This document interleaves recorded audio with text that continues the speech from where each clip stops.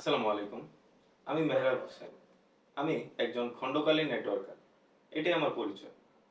আপনাদের প্রশ্ন থাকতে পারে নেটওয়ার্কার মানে কি? আমার কাজটা কি?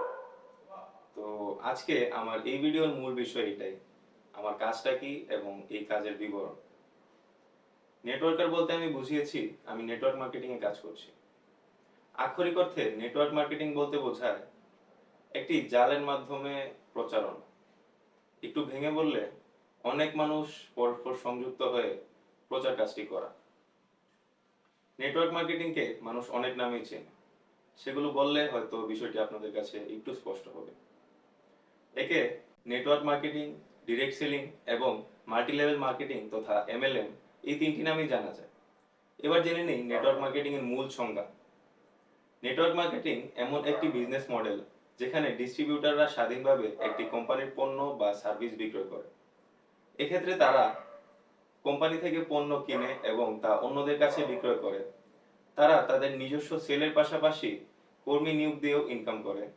নিজেদের সেলের পাশাপাশি নিয়োগকৃত কর্মীদের সেলের মাধ্যমেও অনেক ক্ষেত্রে তারা কমিশন লাভ করে। তবে তাদের মূল লক্ষ্য পণ্য বিক্রয়।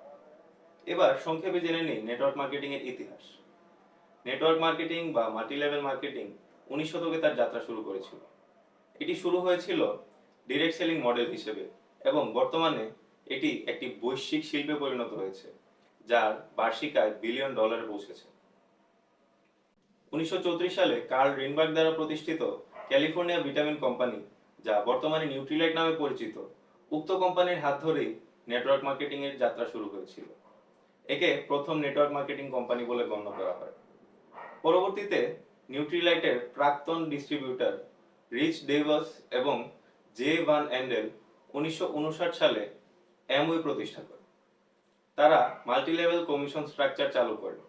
এই মডেলটি আধুনিক এমএলএম ব্যবসার আদর্শ হয়ে উঠেছে। বর্তমানে নেটওয়ার্ক মার্কেটিং আধুনিকতার ছোঁয়ায় আরো সমৃদ্ধ একটি ইন্ডাস্ট্রি। এর বিস্তারিত ইতিহাস সম্পর্কে অন্য কোনো ভিডিওতে জানবো ইনশাল্লাহ। সর্বোপরি নেটওয়ার্ক মার্কেটিং বা ডিরেক্ট সেলিং একটি গুরুত্বপূর্ণ বিক্রয় কৌশল। এটি একটি বিপুল সম্ভাবনাময় ইন্ডাস্ট্রি। সমগ্র বিশ্বে এটি লাখো মানুষের কর্মসংস্থান তৈরি করেছে। আমাদের মতো উন্নয়নশীল দেশগুলোতে এর সুষ্ঠু ব্যবহার ও পরিচালনা হলে এটি আমাদের জন্য হতে পারে একটি আশীর্বাদ। ধন্যবাদ সবাইকে।